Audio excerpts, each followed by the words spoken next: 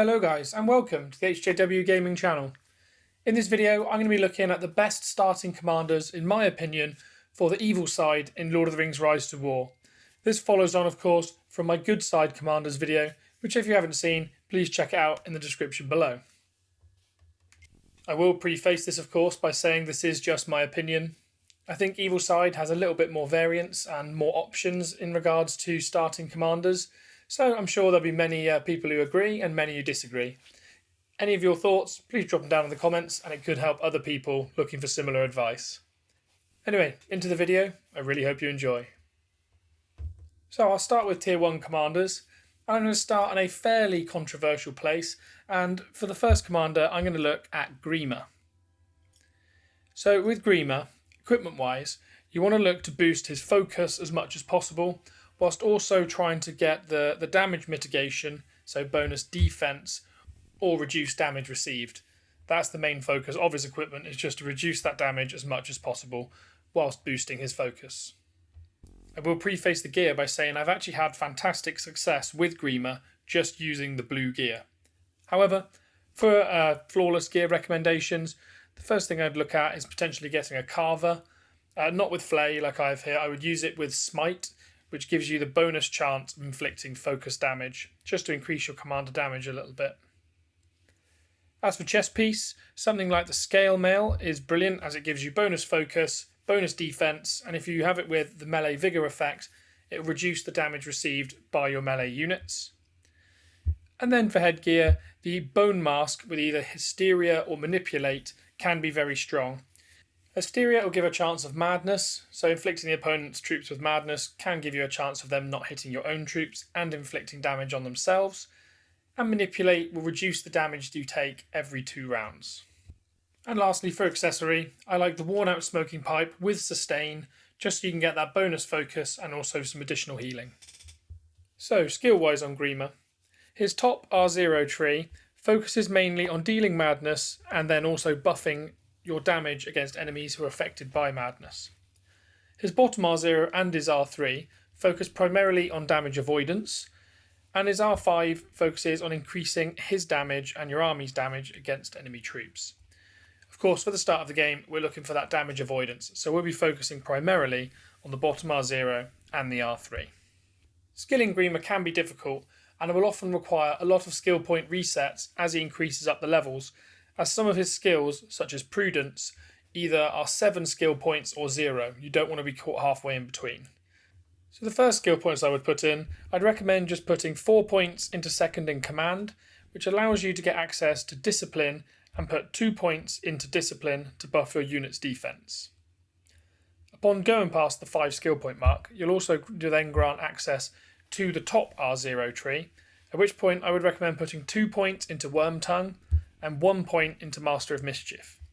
The reason for this is you can now inflict Commander Madness and also inflict Army Madness, so there's a high chance that the opponents will not deal damage to you and instead deal damage to themselves. Skill points from here on out, at least for the next few levels, I would recommend putting into second in command and discipline, just continuing to build up that damage that your allied melee units deal and also the defense for your units. I'd recommend doing this until you have around 25 respect points. Of course, this point will come different points for different people depending on the respect level of your Grima. But once you have this, I would recommend resetting your skill tree and then switching to instead therefore have the 2 points in Worm Tongue and 1 in Master of Mischief still, but then put 15 points into Survivor and 7 points into Prudence. The reason we only ever want Prudence to have 7 points and not 3 or 4, is because despite it giving us a chance to evade damage for that first 2 rounds, we also get the debuff of minus 30% damage for our units. So we don't want to take that and then not get the evasion, as otherwise the skill is essentially negatively affecting us. From then on, any skill points you get, I'd recommend putting back into second in command and discipline to rebuild those kind of extra defensive skills. Of course, this isn't his full PvP build, this is just for tile taking, so please bear that in mind.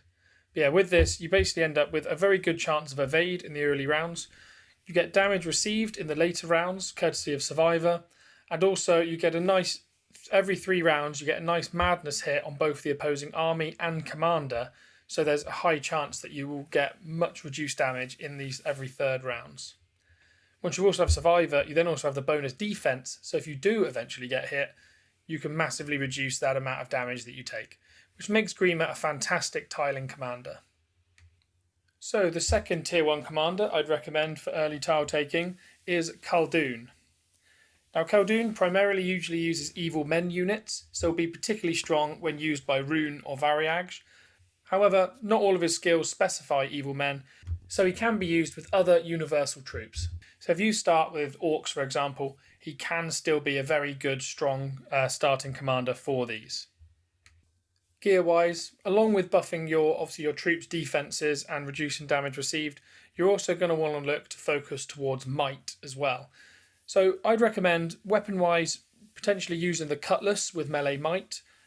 This also gives you bonus might and speed, as well as additional attack for your melee units, and also the melee might buff does exactly the same, giving you additional damage for your melee units. Armour-wise, again, the scale mail with melee vigour is a fantastic choice, as detailed earlier. And then helm-wise, I really like the full helm with melee vigour. So you get that bonus might and also reduced damage to your melee units. Accessories, there's a few choices you can go with this one here, but I like the drums of Moria because you get that bonus might, speed, and also attack to your melee units. With an effect like Bane of Dwarves, if you come up against a tile with dwarven units, such as a Dwalin tile, which can be troublesome, you'll just carve through them really easily. Into his skills, you'll primarily be looking to get points into the Marshal of the Eastmark tree and also the Easterling skill tree. Where you put your skill points does depend on which faction you're in, as of course you don't want to put points into, say, reducing the damage taken by evil men and orcs if you're using, say, Isengard Uruk-hai as your starting units. And of course, similarly, you don't want to put points into the follow-up you get through tribal tactics if you're not using evil men. So to give you a kind of general rundown of which skills I would prioritise, I recommend first off putting 15 points into Easterling. The reason for this is you get that normal attacks cause the enemy stats minus 20%, which is quite a big debuff, and you also get the plus 15 might. I then look to put 7 points into the Iron Guard skill, so you get another 50% chance of reducing damage received. If of course you're using evil men and orcs, I would then look to put the points into Evil Alliance, just to get the flat damage reduction. But of course, if you're not using those units, you can move straight on and then put 15 points into the Marshal of the Eastmark. This again is a skill that has a 50% chance of triggering and will give you more damage received buffs.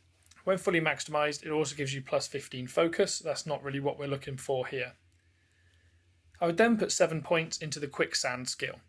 So this is great because it gives us a 10% chance to inflict a stun each round. However, the main thing we're looking for is against the 2 enemy targets to get them to take 20% more damage received.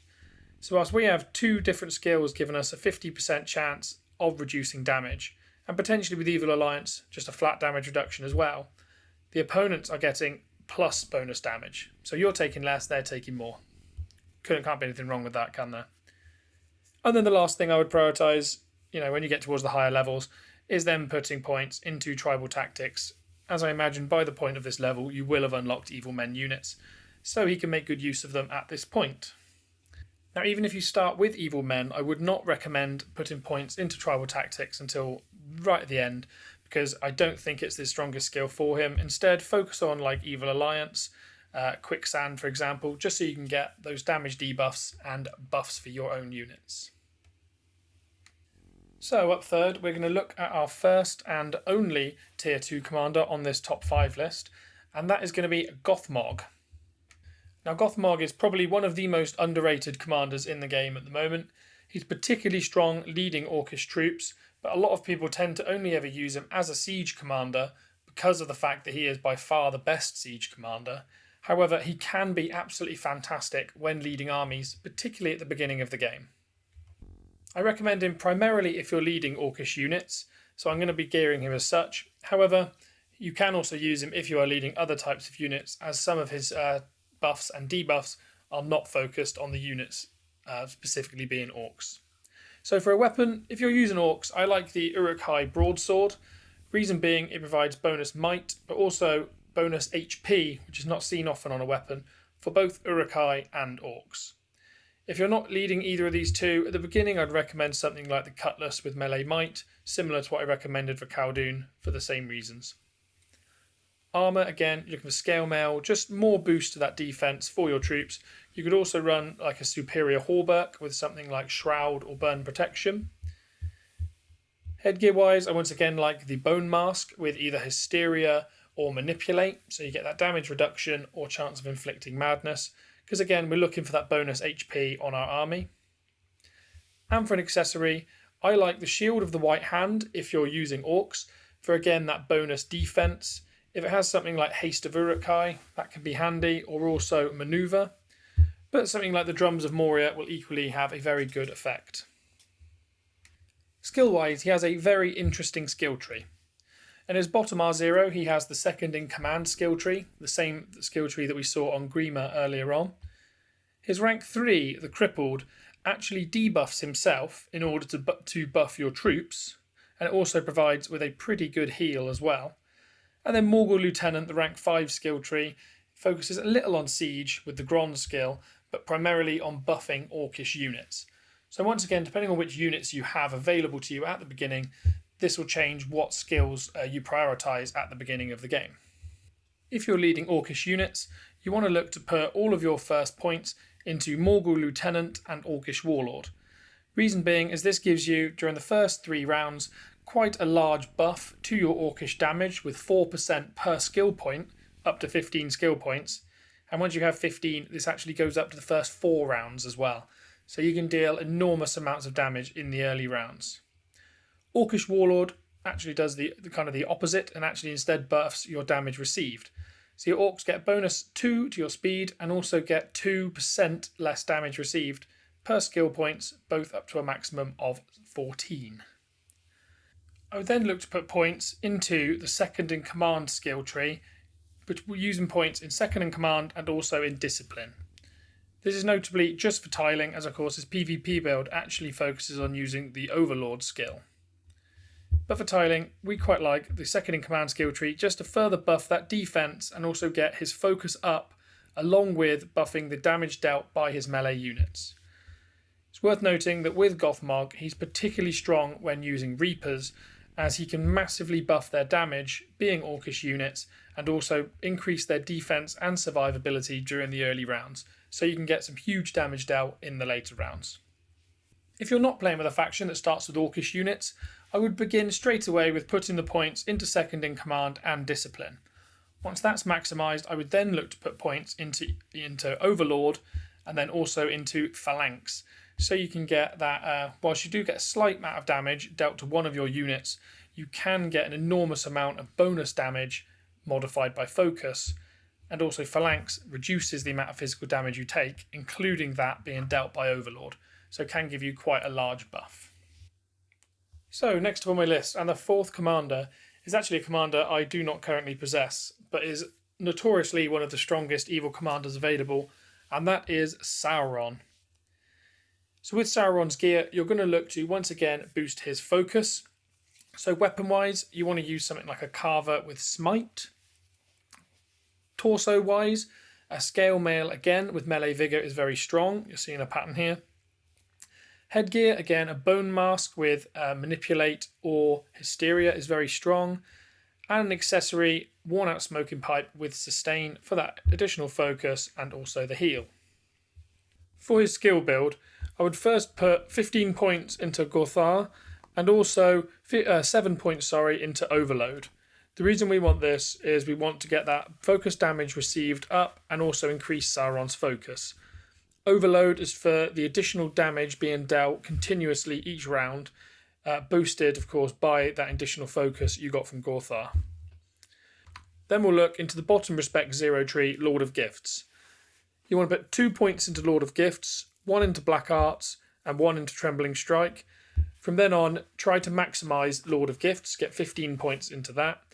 Once that's done, then put the remaining points you have into Black Arts and Trembling Strike.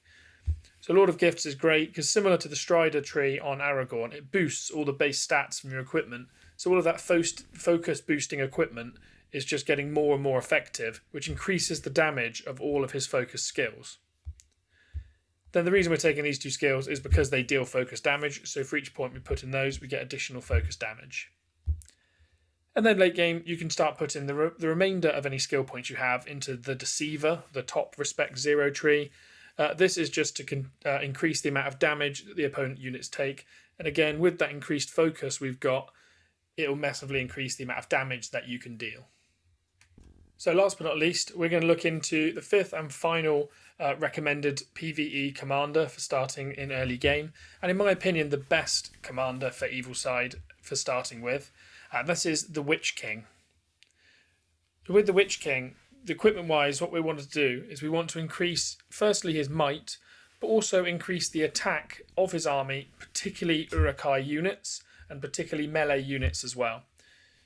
So for a primary weapon, the Reckoning with Might of Soldiers is an excellent item. If you're looking for something which is purple rarity, using a Cutlass with melee might is also a brilliant choice for that +3 attack and also the additional damage dealt by melee units. For body armour, something which again keeps melee units alive is a good choice. So potentially a Scale Mail can be a good decision for that additional defense and reduced damage received by your melee units. Or if you're facing off against other evil factions, a Superior Hauberk with fire protection can be a good choice. Similarly, a Superior Hauberk like this with Shroud on as well can be a good choice against all factions just to avoid that first instance of damage and provide additional defense for your units. Helm-wise, you have a couple of choices.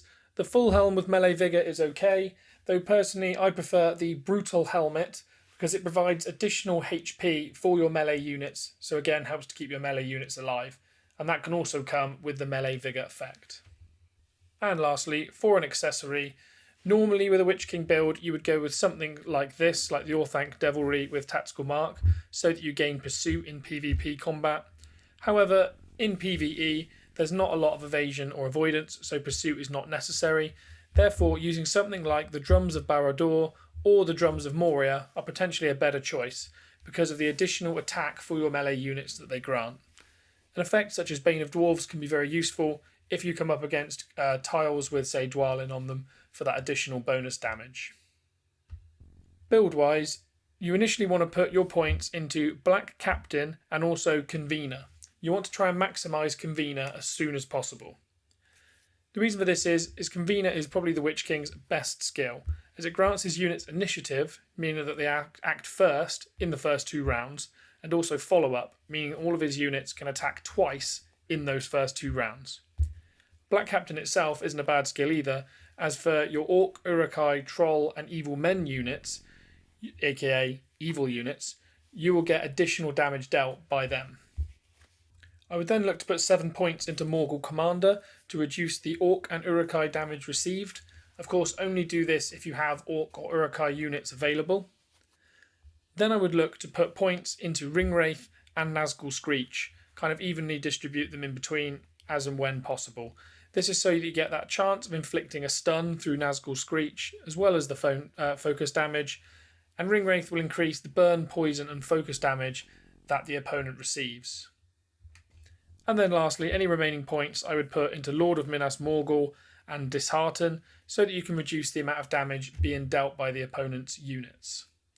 The only time I would change the order in which I build this is if perhaps if you start with Isengard, or you start with an evil faction that gets Uruk-hai very, very early, then I'd potentially start with Ringwraith so that you can up that fire damage right at the beginning. So for example, Isengard of course get the Breakers, the Sappers and the Alchemists. If you have these early game, putting points into Ringwraith can be very advantageous to increase that fire damage, and it also then allows you to get the stun a little bit earlier. But generally for evil faction, starting with Black Captain and Convener is the better decision. Compared to other evil commanders, in my opinion, Witch King is the best. Whilst on early tiles he can lose a few more units than some of the others. I've seen him lose a little bit more than say Khaldoon at the beginning.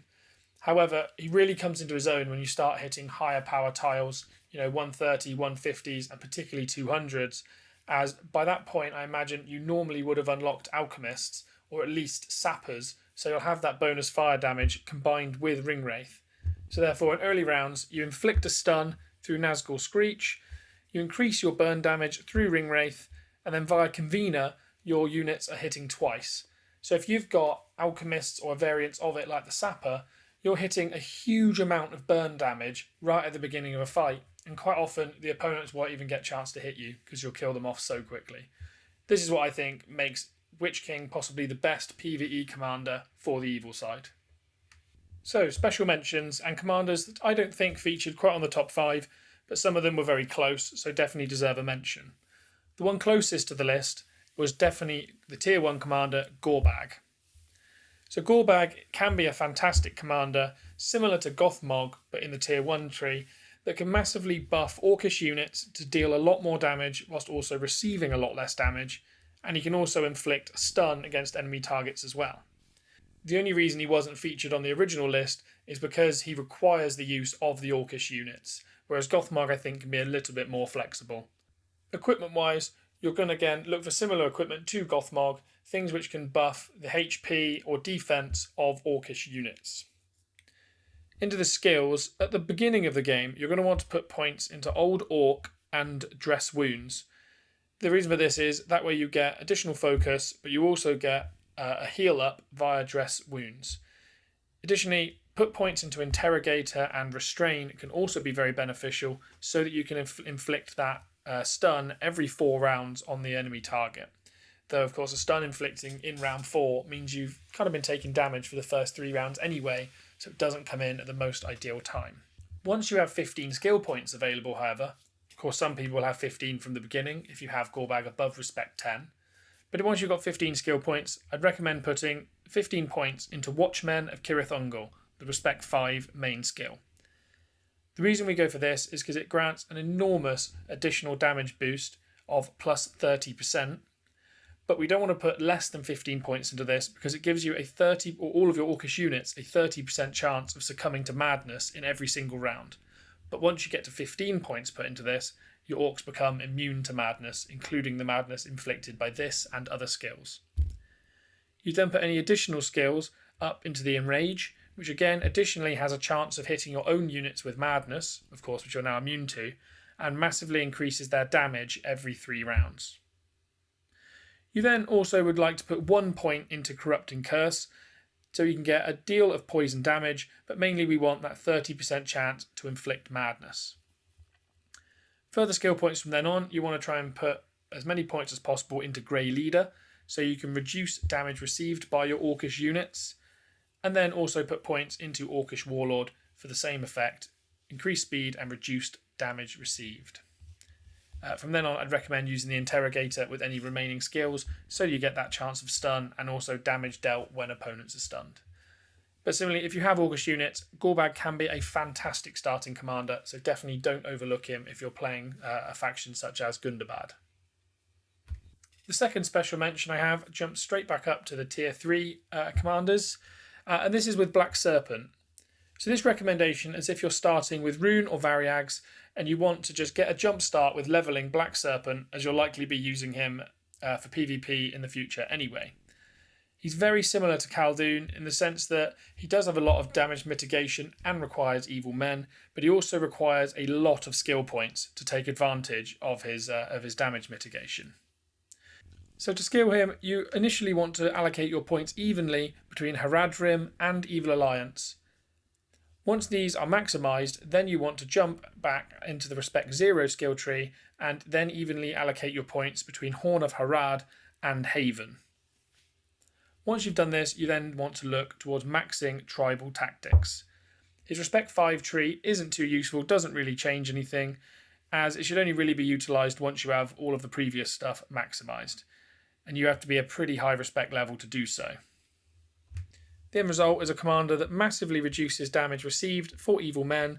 He grants them a follow-up, which is brilliant as well, and also grants his whole army an enormous increase to damage dealt in the early rounds. So therefore he becomes a brilliant PvE commander, reducing that troop loss, but also dealing a huge amount of damage. And lastly, for special mentions, again, tier 3 commander, we're going to look at Kirun. So the problem with Kirun is he's, again, very similar to Khaldoon, and he requires you to run basically Variags or Rune because he needs evil men commanders. And his skills are pretty decent with good damage mitigation, but not quite as good as Khaldoon's or the Black Serpent for starting, in my opinion. To begin with, you want to try and maximise that Easterling skill tree. I won't go through this again as I went through it already with Khaldoon, but it provides brilliant damage mitigation for your Evil Men units. Once you've maximised that skill tree, I'd recommend evenly allocating points between Master of the War Chariot and Absolute Leader. Whilst Master of the War Chariot, the skills are very situational and really quite poor, when you eventually get to 15 points, you do get +2 attack for your Evil Men, which can be useful. What we're mainly interested in is Absolute Leader here, which is per skill point, you get 1.4% additional physical damage for each Evil Men unit you have. So obviously if you're using an army composition of 3 different Evil Men, you can triple that per skill point. And then any remaining skill points I would put into Tribal Tactics so that your Evil Men can then also gain follow-up, but that'll be later on in the season. And with that, that's all of the commanders that I would recommend personally as the best Evil starting commanders. Let me know in the comments below if you agree with me or if you have any additional recommendations. In my opinion, Evil commanders are a lot more flexible and you can get a lot more variation in the Evil commanders that are good for the Evil side, whereas obviously the good side is completely dominated by Gandalf the Grey. Anyway, with that, I really hope you've enjoyed. If you have, drop a like and consider subscribing, and I really hope to see you on the next one.